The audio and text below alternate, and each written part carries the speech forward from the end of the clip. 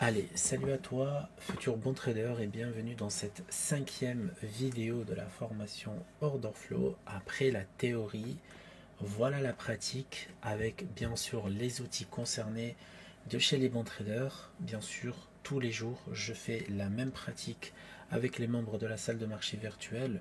De lundi au vendredi, en ce moment, on a ce qu'on appelle un objectif payout et ça se passe super bien. Pour le moment, on est bien avancé sur nos comptes financiers. Et donc aujourd'hui, on va tout simplement prendre un trade qui répond à toutes les conditions. Donc les conditions qu'on a appris dans les 4 premiers chapitres. Là, on va voir ce qu'on appelle, par exemple, ici, on a ce qu'on appelle euh, de l'absorption. Ok, ici, regardez, delta négatif, volume négatif, bougie positif. Et donc, on est bien sur une zone, on est bien sur un bas, par exemple, d'un mouvement et de range. Et on est plutôt sur un mouvement baissier et fin de mouvement baissier. Donc là, clairement, on peut prétendre prendre position et par contre faire un petit scalp. Ok, le but d'utiliser le footprint sur le S&P 500, c'est de scalper, d'accord, avec une précision chirurgicale. Bien sûr, si on scalpe avec une précision chirurgicale, normalement, on est payé assez rapidement. Alors parfois, ça se passe un peu mal.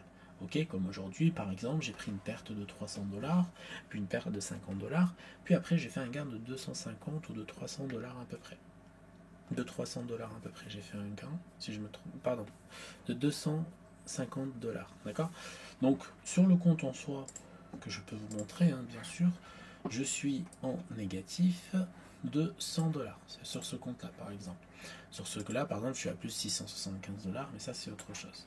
Donc, quand c'est comme ça, bah, je prends mon mal en patience, j'attends la réaction de mes zones et j'attends mes signaux. Par exemple, ici, je ne me suis pas fait exécuter parce qu'on n'est pas revenu chercher ce qu'on appelle la zone de valeur de la bougie en soi. Ok, donc j'attends de voir si j'ai pas un autre signal. Par exemple ici, est-ce que c'est une zone vendeuse? Non. Celle-là, oui. Pourquoi? Parce que on a une zone d'absorption qui a déjà été travaillée une fois juste là. Ok, absorption, bam, delta positif, bougie négative. Et en même temps, bah, on est peut-être dans un flux, dans un range, on est vendredi, c'est la fin de journée, etc. Donc cette zone-là pourrait réagir. En plus, regardez, on a la formation d'un swing. Les swings, c'est tout simplement l'indicateur de chez NinjaTrader 8 qui est disponible, comme je vous l'ai montré dans la première vidéo de la formation Order Flow. Et donc ici, on peut venir chercher tout simplement cette zone et on peut la travailler si on a des signaux plutôt cohérents. Donc on va voir si le marché va choisir notre petite zone de vente ou notre grosse zone d'achat. Donc je ne vais pas rentrer dans le détail, refaire toute la formation pour définir les zones d'achat. Après on peut aller chercher des levels algorithmiques, etc., etc. Donc on va voir comment le marché va réagir sur nos zones. Et au moment où le marché va arriver sur ces zones-là, je vais tout simplement exécuter mon trade. Allez, on se rapproche de notre zone, en tout cas, on est en train de passer au-dessus de ce swing là qui s'est formé. On a des vendeurs qui commencent à devenir de plus en plus agressifs, ça veut dire qu'ils commencent à poser des ordres en limite pour essayer de mettre la pression et faire reculer tout simplement les acheteurs, mais pour le moment ils ne se dégonflent pas parce qu'ils sont aussi nombreux hein, sur le carnet, on le voit ici. Et là, en fait, on se rapproche de la zone et on va voir ensemble si la zone va réagir. Si la zone ne réagit pas, on ne prend pas, puisqu'on a toujours des zones d'absorption beaucoup plus haut, des zones algorithmiques beaucoup plus haut, etc. Donc nous, on cherche vraiment la réaction sur la zone. Donc dès que le prix va réagir, par exemple là, on voit qu'ils sont en train de se faire absorber. Ok. Regardez, hop, ça monte, ça monte, ça monte. Voilà, regardez, bam, absorption. Ils sont absorbés, direct. Donc c'est ça qui est bien avec le footprint, c'est qu'on voit ces mouvements et on peut se préparer à se faire exécuter, tout simplement. Alors rapidement, j'ai fait une bêtise. Voilà.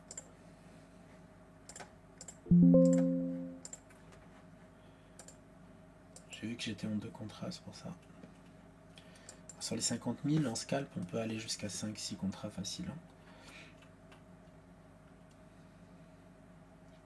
Donc voilà, un peu de patience malheureusement. Hop, voilà, on a le signal qui s'est manifesté juste là.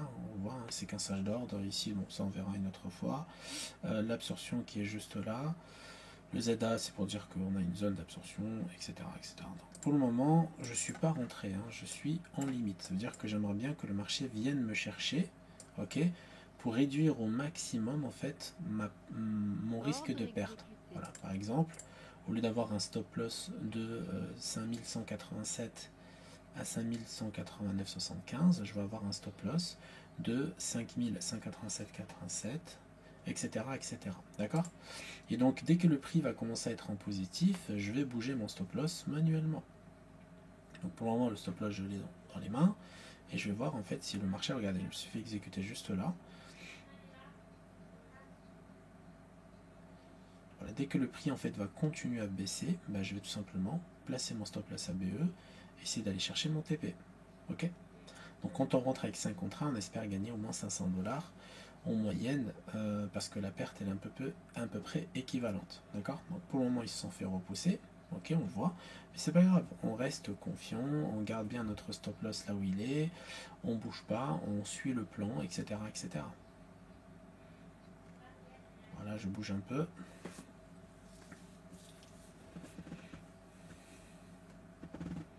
Voilà, parce que là, on a l'absorption qui est juste là. Donc si ça passe au-dessus, bah, logiquement, ça invalide le scénario. Voilà, ça repart.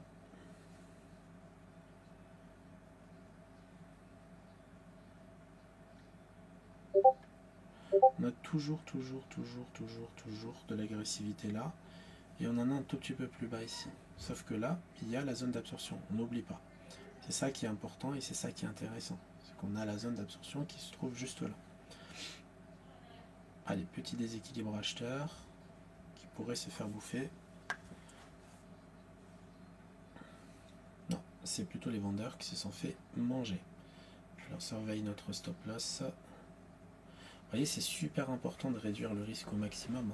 C'est pour ça qu'on rentre toujours en limite, on ne rentre pas au market, parce que sinon là on ne serait pas à moins 300, mais à moins 500, 600, etc. etc. parce qu'on est quand même en 5 contrats. Là regardez, on est venu chercher la zone au-dessus. Là peut-être ils vont encore une fois se faire absorber. D'accord? Regardez, le delta il est grave positif, il augmente, il augmente, il augmente, il augmente. Mais le mouvement lui il n'augmente pas. C'est-à-dire que là, les vendeurs sont en train d'absorber les acheteurs, tout simplement. Ok, regardez, voilà, encore une fois, peut-être une absorption en cours. Voilà, avec le DOM ici sur la droite de cette façon, et le footprint, vous voyez les absorptions, regardez, encore une fois une absorption. Voilà, là pour le moment ils se font absorber. Ces zones-là absorbent tous les acheteurs. Donc pour le moment on garde de cette façon, on suit le trade. On a dit que 500 $, on sortait, voilà, on a mis le TP à 500 $. Sauf que bien sûr, on a pris beaucoup plus, hein, on a pris 750 $. C'est vraiment pas mal. Bon, 730 $ en TP, pardon, 730 $, pardon, en net liquidation. Donc voilà. Bon, ça reste une belle journée, d'accord? Donc celui-là, je ne le touche pas, parce que ce compte-là, j'aurais pu trader avec ce compte-là, et bien sûr gagner 200-300 $ sur le 25 000, etc. Sauf que celui-là, en fait, c'est le compte suivi de la formation live, donc de la salle de marché. Donc, on a pris 3 trades aujourd'hui, on a eu un TP et un BE et un SL, etc. Donc voilà, je respecte et je vais jusqu'au bout au payout avec celui-là, avec les membres de la communauté. Donc cela, c'est mes comptes personnels en plus, j'en ai bien sûr d'autres, etc. Donc je peux trader bien sûr dessus. Sur ce, j'espère en tout cas que cette vidéo vous a plu. Et c'était simplement un pub éducative. Si tout cela vous a plu, n'hésitez pas à mettre un petit like et un petit commentaire. Et pourquoi pas t'abonner si ce n'est pas déjà fait. Il reste quelques places dans la salle de marché virtuelle sur le Discord tous les jours, 15h15, on est en live, on fait la préparation des hot zones, ce qu'on appelle les hot zones, c'est où est-ce qu'on va intervenir, préparation des marchés, analyse fondamentale, analyse technique, etc. Et entre 15h30 et 17h généralement, ou 16h30, on trade tous ensemble, bien sûr, comme je te le montre là tout seul face à mon écran, sauf que là je te le montre en direct avec moi. Il y a, voilà, c'est interactif, etc., etc. Sur ce, je te souhaite une bonne journée.